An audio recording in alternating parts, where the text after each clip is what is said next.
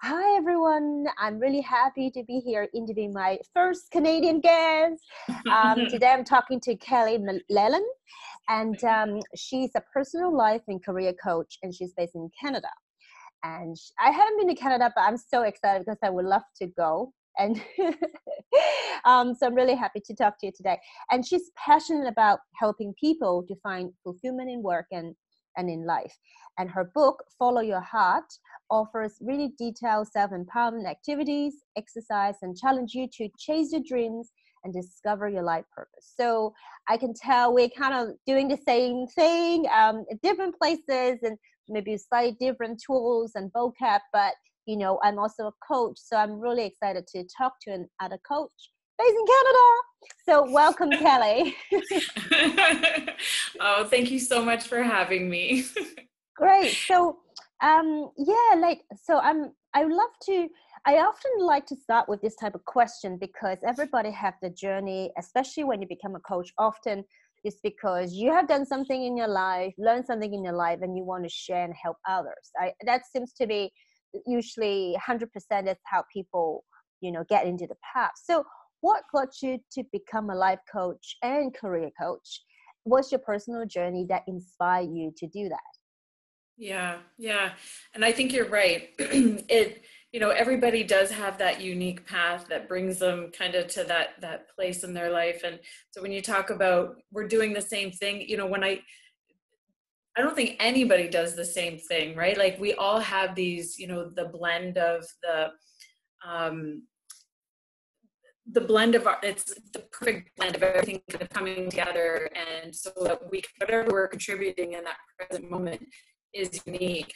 To answer your question, my story really, it really started to evolve in my 20s.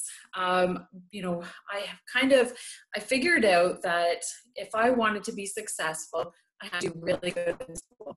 And I kind of used that as my main motivation through university, through college, through university, through my work. And I remember bragging a lot about being able to juggle 2 full-time jobs and I did that for about 6 months. I would work with troubled youth in 2 different jails.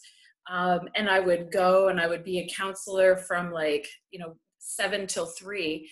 And then this is the part I bragged about was I negotiated that I would get on the bus and I negotiated with my employer that I would have a 10-minute gap, which would give me enough time to get to my next employer. And then I did that till about 11 o'clock. And I kept doing this over and over and over again. And in that time, I was like, look at me, I'm helping people. I'm Superhuman. I'm superhuman, and I'm learning and I'm doing, and I was like, it had to change. It reached a point where I had to change. And I decided to go and specialize in university, which took me on a different career path where I pursued my master's degree in rehabilitation counseling. So it took me kind of being this on the ground kind of hero to, okay, now my body can't do that anymore. I'm going to have to really grow. So, and that's what I kind of committed to. So I was doing that professionally, and personally, I was doing that as well. I had this drive where, my vision was that I had to get married by this certain age, and I had to do this by this certain age. And I remember, again, it was still by the time I'm 30, I'm going to have my master's degree. I was very rigid in my accomplishment, the life that I wanted to create. And then we had just moved into this massive home, and I realized that this is not where I want to be. This is not the path I want to go on. And I had suffered a miscarriage, and I had fallen into a depression.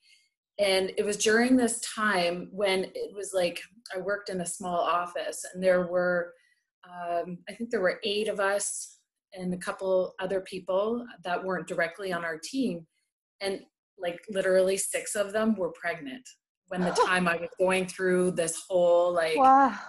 wanting to be pregnant and struggling and everything. And I had to really face myself that things don't happen like this, and I couldn't force it anymore because my body wasn't doing what I wanted it to do, and my life just didn't feel the way that I wanted everything to happen. So eventually I had to make some choices about what I wanted to do. And during that time when I was coping with the grief of the infertility and all that other stuff, I practiced meditation and yoga. And I had done a little bit before, but this time, like, I would get up at 6 o'clock in the morning, and actually 5:30, and I would drive across town and go to this 6 o'clock class. And it was heaven. It was just heaven. And through that, like those few years, it was amazing because I started to realize that the flow of it didn't work anymore. The way that I was driving myself to achieve, to fit that rigid picture of what I thought success in life would look like, it was completely different. And learning about yoga and practicing meditation, I was able to begin to learn who I am, what I really wanted. And then that completely took me in a new path. And I ended up volunteering in the Dominican Republic it was supposed to be for 3 months. And then I ended up staying there for 2 years. And I met my husband, my now husband, and we had a daughter. And that's kind of how my coaching business started. They were like, people would email me, they're like, Kelly, what are you doing? What are you doing in the Dominican? And I was like, well, I'm volunteering and I'm writing a book, and I'm learning a new language. I go dancing, and they're like, teach me, tell me how to be happy, how to be fulfilled. And so that's how it started. I just started coaching, and then it just kind of grew from there. And then when I came back to Canada, I finished up my book, and then my coaching business started here as well. Beautiful story. Like, what I love about what you say is that, in the first part, also in my mid-20s, that's when I have those moments too, that, people say midlife crisis, but I think we have in mid-20s that we are so eager because we are, I remember I was, how I was similar to you, like, you want to go to the best university you can, achieve as much as you can, and that's all about achieving. It's a very much like a masculine energy to do, to get, and we control this. And I guess sometimes we do need to use our masculine energy in the world to get things done, but sometimes when we're overdriving it, and basically we completely forgot who we are, what we really want. Because for me, what hit me was when I was exactly 25, I was sitting on my balcony, I have a fantastic job. So I was studying in Norway and then in London from the university, and I got a job in Australia. So I'm like, doing the global thing. Amazing. And then sitting in a very fancy apartment, having my first job, and I think, wow, I'm really doing something for my life. And then it hit me that, whoa, I think if things keep going like this, in 5 years, I will probably have more. But that means I will probably move to the suburb or doing this, maybe having this marriage tie. Start to imagine how my life will look like.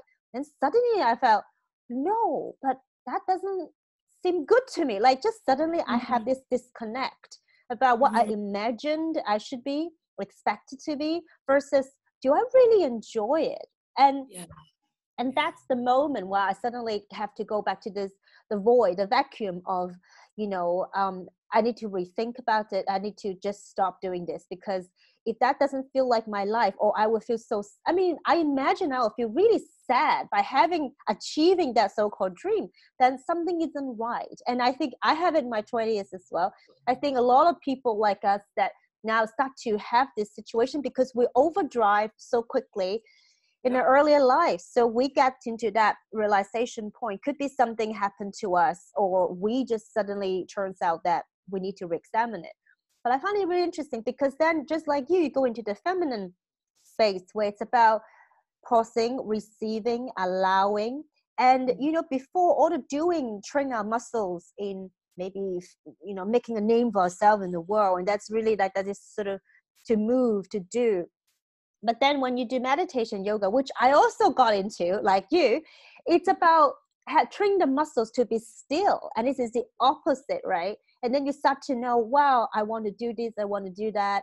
And then opportunity fell into lap, you find a beautiful man, you have a daughter, and then things just happen rather than gunning for it. It's such a different energy. And that's about creation, right? And I love your story because many women share the same thing, that this, you got to go and get it, only work to a certain degree. I mean, I'm not saying you should sit on the couch all your life, but there is a difference, and then when you start to allow and do your part, you still have to fly to Dominican Republic to follow that call. But then magical things start to happen. And it's incredible. And I'm sure, like, when you share your story, you inspire other women to have that magic. Yeah. And it's kind of, it is interesting. And that's, I think, what motivates me to keep coaching and writing is seeing the hope in people's eyes when that, like, joy sparks. Because I do talk a lot about joy in my work. And that is the motivation that keeps me going, because when you are able to tap into that kind of that feeling of aliveness, which is joy, you know it in a deep way, and you want more of it, right? And then that motivates the person to keep searching for something new, something that's more aligned, that is that's more true to them, more authentic. Yeah. And I mean, for us, when we have experienced the before and after, so after, obviously, I changed job. I actually went a few years into the movie industry and working with creatives before I actually become a coach. But I have many different sort of career paths early in my life, but that gave me an opportunity to, explore the world, learn about people, and find myself. I think sometimes for me, I found myself by interacting, learning, and being with people.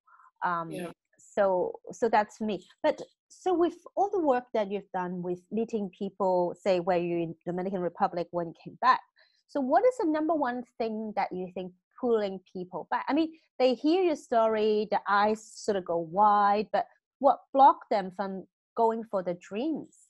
A lot of people need a bit of help to launch into, embrace the dream. So what is the thing you find tend to pull them back? Yeah. And it's a combination of many things, but I think the number one thing would be related to awareness, self-awareness, and maybe some limitations around that. So let me explain. Like, sometimes it's like this all or nothing thinking, right? My life does not look like that. There is no way I can get on a plane and move to Dominican, so I will never feel joy, right? So that might be someone thinking when they hear my story, right? However, if you are able to develop a sense of awareness and about what you have going on in your life and what your own characteristics are and what your own strengths and your own dreams. So it's this self-exploration. When there is a commitment to self-exploration and a development, a personal development, self-awareness, you're not going to feel those limitations. So people get stuck when they think it has to be like a certain way, or they want it right now. And maybe they take a step toward making a significant change in their life.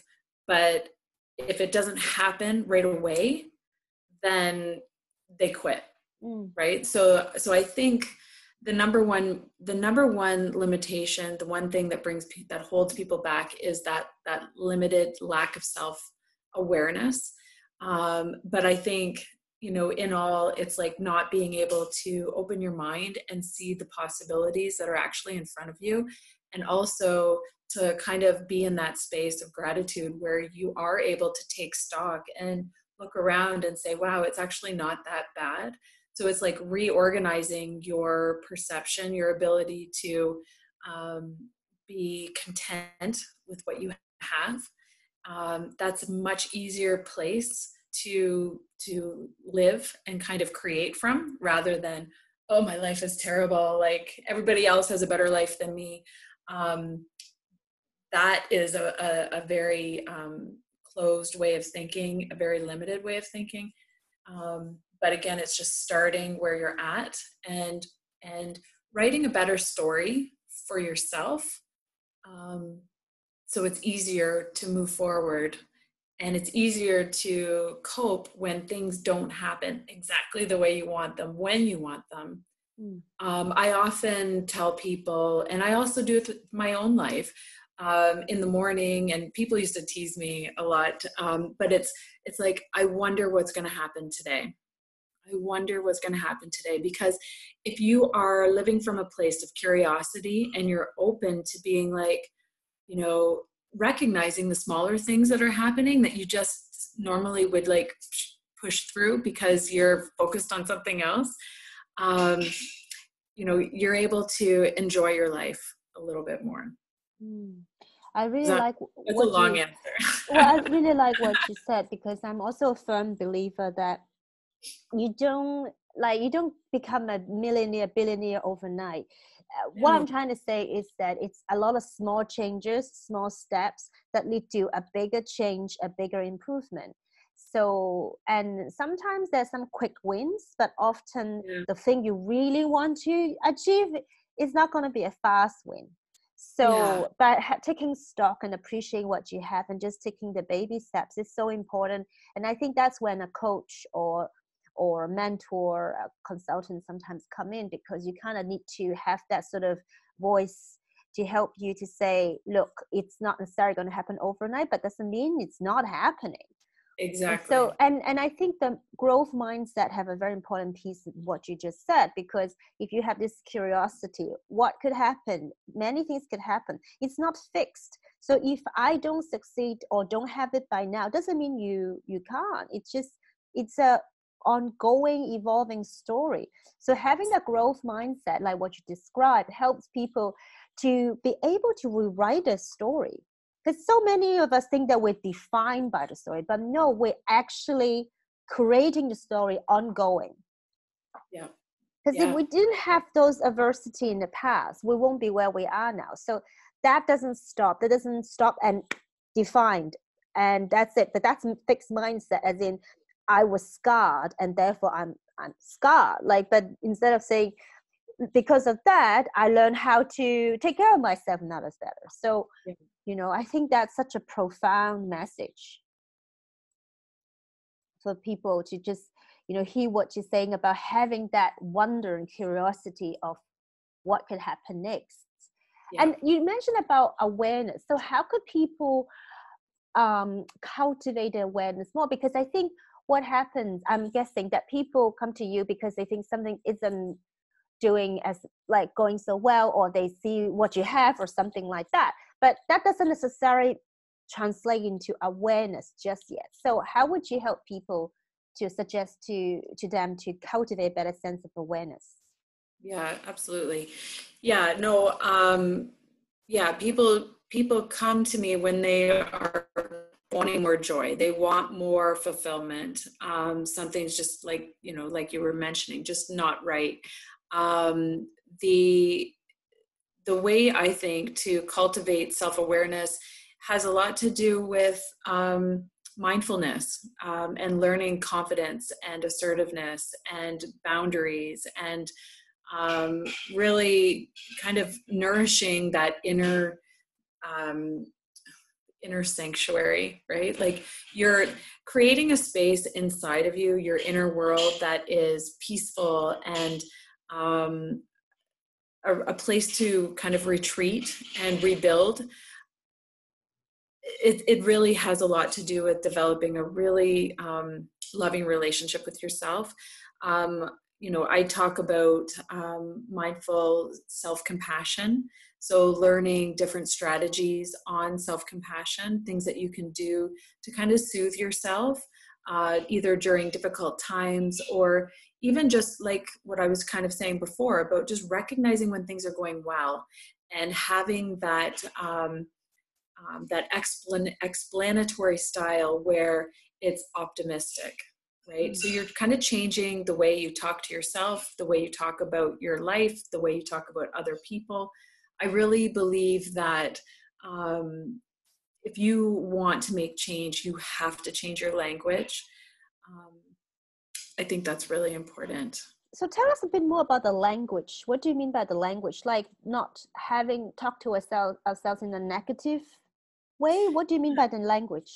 Well, I think, again, like basically saying, like, look at when things are going right, recognizing when things are going right, recognizing that that person held the door for you, recognizing that, okay, this is where you're at, and all of these things have happened in your life that have essentially been very good to get you to your life.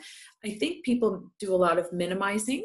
And then skimming, and actually don't recognize the accomplishments and the good things that you have. So language, and a lot of it's all up here, right? Yes. So it's like these daily practices of, and I have like these, I call them manifestation worksheets, and but it's just like recognizing when something went right, you're planning your goals for the week, and just being aware that, oh wow, things are shifting, my relationships are getting more loving, and then recognizing that the reason that they're more loving is actually because I'm less stressed, or I'm less angry, irritated, because I'm soothing my own needs, as opposed to expecting everything to be this way or people to treat me this way. So you're taking more responsibility for yourself. And in the process, you're changing your relationship with everything that's happening outside of you. So language. I love it because what you say is very important. If we don't recognize it, we don't put meaning into some of these things, it has no meaning then for us. We have to be the one who acknowledge the meaning, the progress, and appreciate it. If we don't appreciate it, it's kind of lost. We don't see it. Maybe like you would see it and tell your clients, say, look at all this you actually have done. I think it's incredibly powerful to be able to change the language and acknowledge it. And because we are so conditioned, so programmed that, okay, done, next, what's next?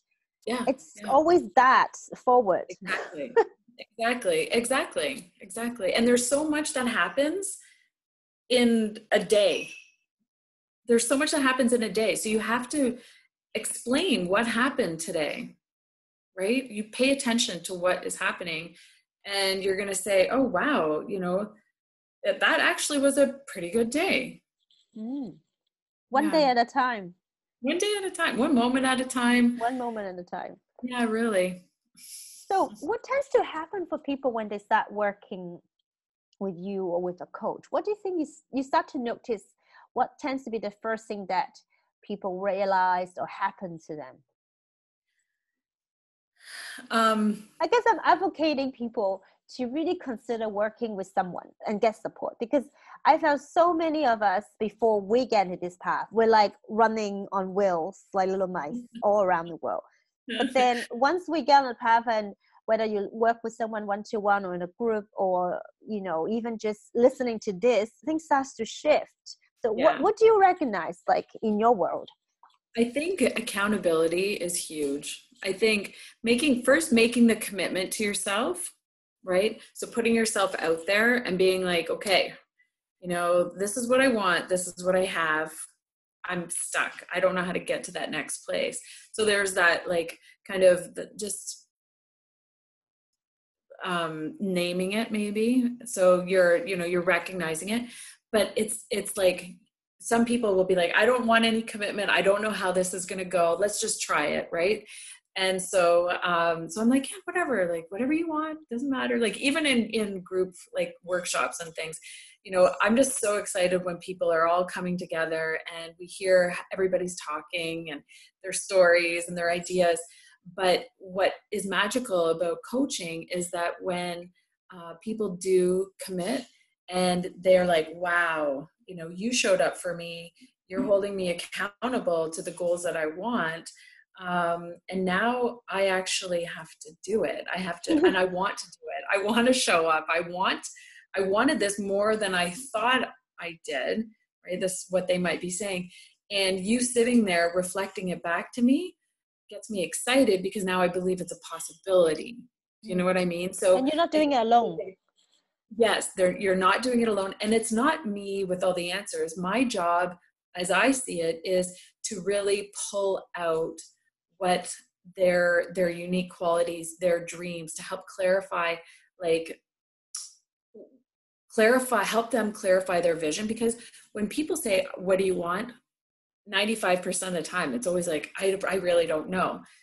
Everybody really does know, because if I said, do you want this? They'll go, no, I don't want that. So you don't want that. You don't want that. You don't want that. So you want something. We don't know what it is yet. And then it's this clarifying, this just smoothing. And I do this stuff with my hands all the time. Like I'm very visual, and I don't know if it's energetic or what, but it's just like, okay, let's figure it out. Let's narrow it down, and then let's open it. It's this dance of constantly changing and clarifying and opening and closing and moving and helping people realize that it's not black and white. It's not this. It's all of this other stuff, and all of this is important. And yes, it is difficult to articulate sometimes in your own mind when you have to turn it off and then, go to work, or, be a wife, be a parent, do all of the things that you have to do in your life. So you only get to kind of dream for a little bit, you get into it, and then you have to okay, I got to be an adult. I got to be responsible. But the coaching relationship it's so special because it's your time to connect and dream and play and wonder. And I think that curiosity and that wondering comes back again in that coaching relationship. But to answer your question, accountability. I love it because it's really about exploring the best version of who you can be, that you will enjoy your life the most, like living out your potentials or living out the best moments that you can have. And it's kind of like evolving as well. So you may come in because you have a career situation, but then later on you realize a self-worth scenario, and after that is actual relationship with yourself and your mother. Yeah. And things are not always it seems at the first session. And it's a relationship and it's a dance, and I love that being part of the dance as a coach is that I felt sometimes we lead a little bit, sometimes we let them do their thing, sometimes we're not policing, but are you sure, asking challenging questions, and that's trust that you build over time, because sometimes you can't you don't feel comfortable necessarily being challenged in a public place, but you got to feel safe to have this conversation, because they need to know we hold the best vision for you. We want you to be your best, and that's a very sacred, honoring commitment. Yes, very much. Yeah, I agree. And that's why it's so fun, and that's why we love it. So leading towards wrapping this up, I know you offer mentoring, so can you speak about what's the difference in your world, the difference between coaching and mentoring? Is there a difference? Well, and I think kind of what we just described is that you're going to be doing different things. You're going to have to have a strong voice on different occasions. Mm-hmm. You're going to use all of these different strategies to kind of help people trust in themselves, even to just show themselves and present themselves.